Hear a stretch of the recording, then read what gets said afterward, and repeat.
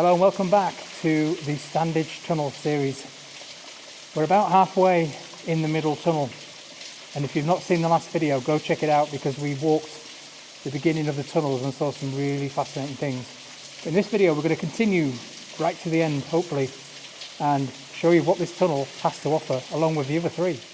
And here we are at another one of those vents that come down from the reservoir above. I believe it's called Red Brook, which is the name of the reservoir on the moorland, which is quite a fair way above our heads. And all that water runs down pipes, or should I say down the shaft, into the tunnels to bring the air with it, and you can feel the air heading through these vents here. So they do work.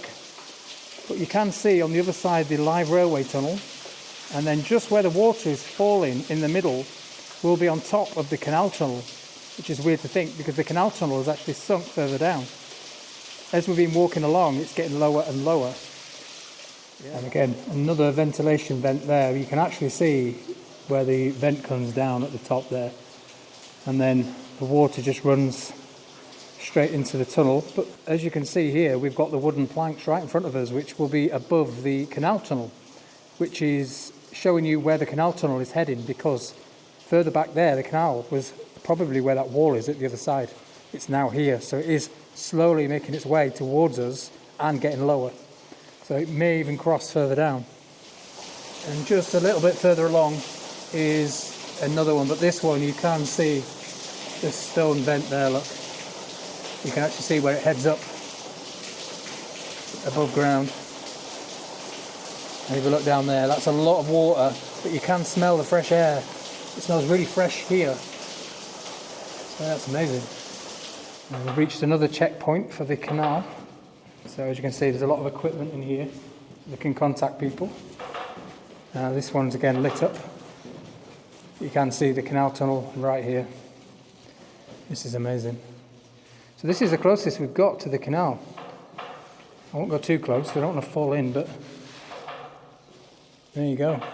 So we can see it's a lot lower here than it was further up. It's also a lot closer to the other tunnel, so it's moving towards us. Yeah, fantastic. So this is the closest we've got, like I say, and you can see where the rock work has been protected when they reopened this canal tunnel for tourists. They've used the shotcrete, I think they call it, like the spray-on concrete, which you can see the rocks just there. Yeah, so this is another checkpoint, in case you needed to know. And just up here, something which I love, a little culvert. And this is used to dispose of all the water in the tunnel, the railway tunnel at trackside, and straight down into the canal, as you would expect it. Yeah, fantastic. Now I can hear another train coming, which is beyond that wall there. Yeah, you can actually see me now because we've got lights in here instead of being in the darkness. But yeah, so we've got the the railway tunnel. I'm getting confused now. Right behind me there, which we've been walking through. The other one is beyond that. The canal's here, and the live railway tunnel is behind the camera as well. So we're right in the middle of all four tunnels, and I can hear a train coming. Yeah, this is so amazing. I'm so grateful of the opportunity to do this as well. So how surreal is this? Just gone back into the railway tunnel, and there is headlights coming towards us. And vehicles. So this is what I meant by them driving vehicles through it. So we're actually using the railway refuge. So we're in this adit here, which again is between the two railway tunnels. You can see on the walls what we believe these little diagonal marks here. And they're all the way up, all along the roof there, look. These little crevices, diagonal. I believe that's where they used to hammer the rods in to the rock and then place dynamite down to blow it up. And if you just look at that one, you can actually see some black stuff at the end, or a burn mark. So yeah, they probably exploded from there, and all the rock would have come cascading down. Obviously they wouldn't have been in here. Yeah, you can see the actual marks in here. And if you just look down here, you can see all the soot in the crevices here. Look, all the brickwork covered in so you can see what the amount of rubbish or the mess that the steam trains used to cause. You can actually see where it's piled out from the wall there. So just pointed out there, you can see the soot is more prominent on the roof here, and it's definitely thicker. So we're now wondering if this is a slight gradient compared to the other bit of the tunnel, and it is possible. And it had to puff a little bit harder to get up here, hence the thick soot up there, and it wasn't as bad further down. And when we get to this point, you can see where the beautiful stonework here changes to brickwork again. So we've obviously done some repairs here at some point. It just looks really good. I mean, it's all in really good nick as well. To think this is, you know, over 150, 180 years old. It's just baffles you, doesn't it? How long these things last if you maintain them. We've reached another one of those air vents or shafts. And you can see this one better because we can get closer to it. All the rubbish that's come down the shaft here, and I can feel the air again rushing through. If I just stand on there, you can see the shaft as it goes up. And right under here is the canal tunnel. Just shining through there, you can see the canal tunnel in there. So it's like a break to stop the water running directly into the canal tunnel. The air still flows. That's amazing. Don't want to get too close because this camera is not waterproof at all. Yeah, you can see the shaft right there. That is so nice.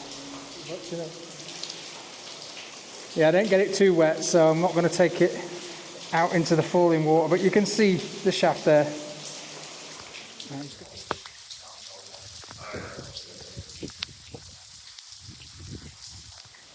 And again, on the way out, you can see all the dynamite marks again on the walls. If you look at this, you can see where they've shoved the charges in to the rocks. It's very prominent now. Look.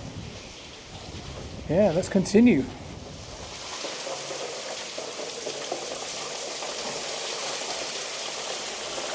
Now check this out. We've got another shaft above us, we think there. Yep, you can just see it there, look. And then the railway tunnel is just through there, which means the canal is directly underneath there. So again, we're down at the canal tunnel. And you can see the water line there. And the brick arches that were built when the railway tunnels were put in. And you can see where they've kind of chiselled out to the other side, but then never made it to the railway tunnel, the live one. Again, if you just look up there, you can see where the canal goes and comes from. So on the right up there is the Marsden side, so we're not far now. So at this section here, they've done some restoration works or some repair works just to strengthen the wall, because if you just look down there, you can see where it bows out slightly at the end towards the white frame. So they've done some soil nails, there you go. So they use resin in the walls, a bit like a wall plug, and then shove these giant bolts in and tighten them up, just to pin the stonework back into the earth or the rock. And then if you get to this section, if you just look at this, that's where it's bowing out there. So there's obviously some movement there. And then here we've got a steel cage just to protect the tunnel even more, held back with big iron plates on the wall. Yeah, just to strengthen it a little bit and keep it intact. That'll probably last another 100 years, but if you're going to be walking through it and driving through it, you need to make sure it's hunky-dory. Anyway, we estimate about 500 yards, we think, maybe a bit more, off the Marsden end of the tunnel now. You can see the light. It's definitely a gradient and definitely a slight bend, only slightly. But yeah, it just seems to get further away, but we're definitely getting closer. So we've reached near the end of the tunnel, and it's very swampy at this bit. Loads of water around and big puddles and holes and you name it, mud, sludge. We just had to wade through all the water back there, but we're probably 300 yards from the end now, every 400. Oh, look at this coming up. That's where the water's coming from. Whoa, look at that. You can feel the wind and the water. There's another vent coming down from the top,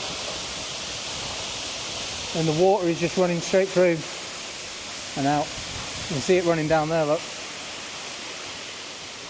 into the drainage at the side. And you can hear it as well. And you can actually see the water coming out, look.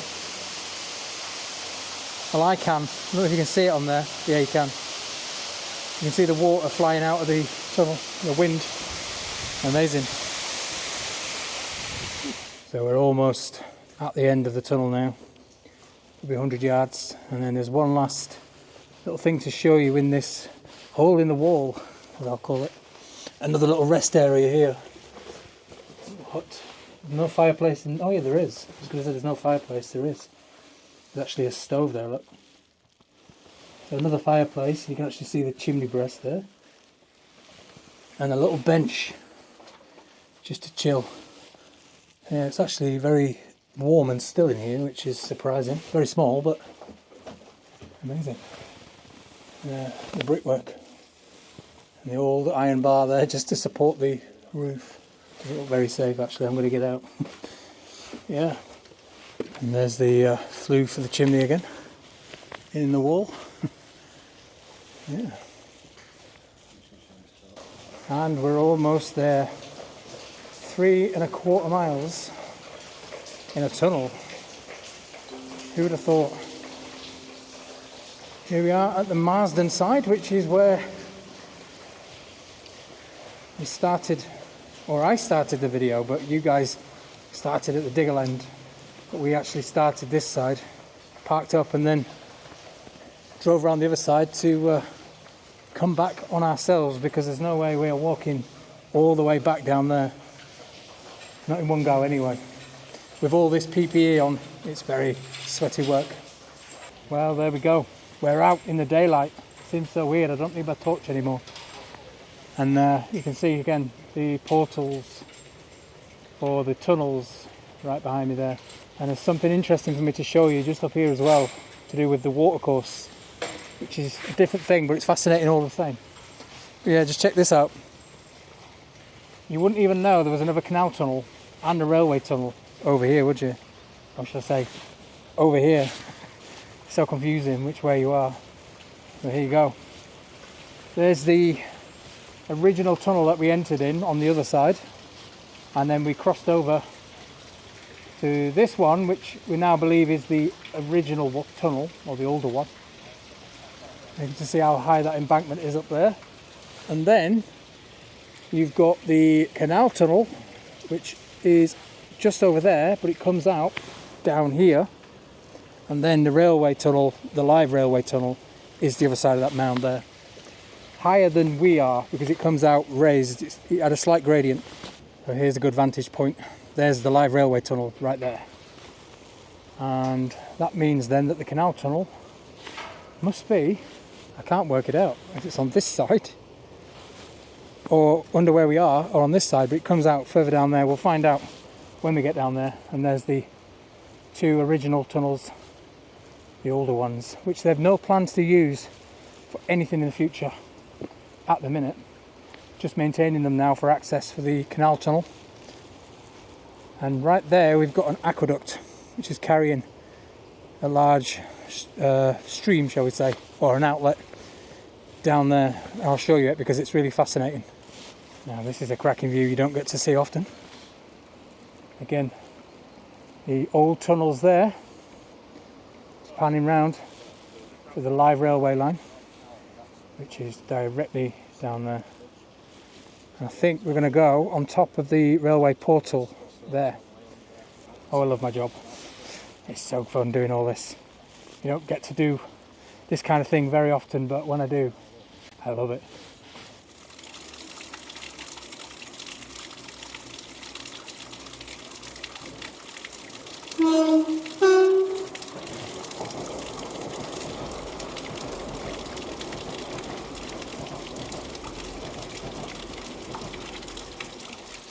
And the canal comes out through the middle here and heads underneath the railway, so it's now at a lower level on the railways, raised itself up, and it heads out over there. So we'll check out the exit if we can. It's not often you get to do this kind of thing, walking around railway property. Like I said, we have special permission, courtesy of our very good friend at Network Rail, who also managed to get us into Leeds Station and all the other stuff to do with the railways. And I'm ever so grateful. You know who you are. He's very shy, doesn't want to be mentioned, but yeah, I'm very grateful. And you can see on top of the portal there, it says 1894 on the keystone, so definitely the newest one of the tunnels. So let's check out this aqueduct right next to the live railway line. I do remember seeing it off the train when we were going through to Manchester. I'll just show you a shot of it. So the canal must run underneath here, which is why this outlet here has to go over the live railway line, because it can't go underneath because the canal tunnel is underneath. But how amazing is that? Yeah, as the canal is there, that has to go over the railway and not under it. There's that many bloody watercourses and lines and tracks and canals and everything is right here. So fascinating. We've got the live railway line right there, but I'm not going any further because it's too close to my liking. Yeah, you can see this fantastic water channel here as it heads out. But yeah, also worth mentioning, when, for the canal tunnel anyway, when the pack horses used to drag the barges through, obviously they couldn't drag them through the canal tunnel. They used to punt it through or use their legs on the roof to shimmy it through. But the horses used to go over that way on the pack horse road, which is about 3.5 miles over the hills. I don't envy that. But yeah, all these fascinating things all crammed in underneath all this infrastructure. The Victorians knew how to do it. There we go, just as it starts to rain, we're off and done.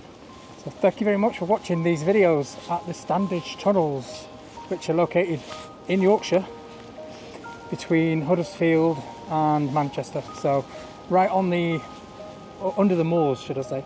But thank you very much for joining us here. A big thanks to Network Rail, and I'll see you in the next video. Bye for now.